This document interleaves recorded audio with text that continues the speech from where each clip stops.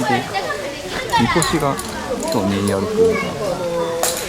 この神社自体は水の神様ですね。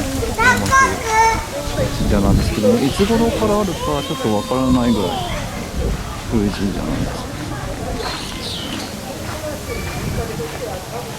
拙者は天照大神様の神社と稲荷様の2つですね。これからちょっとみこし一緒に行こうかなと思います。この神社のクスノキは樹齢が600年以上じゃないかと言われています。神社は1000年以上、1500年ぐらいあるんじゃないかと言われてますけど、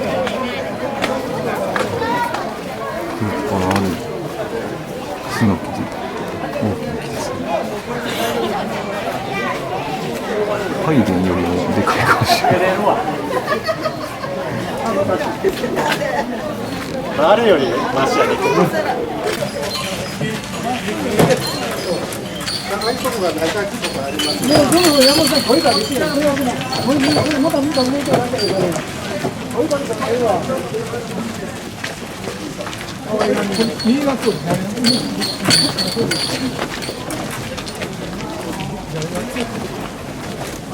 真ん中でいいですよ。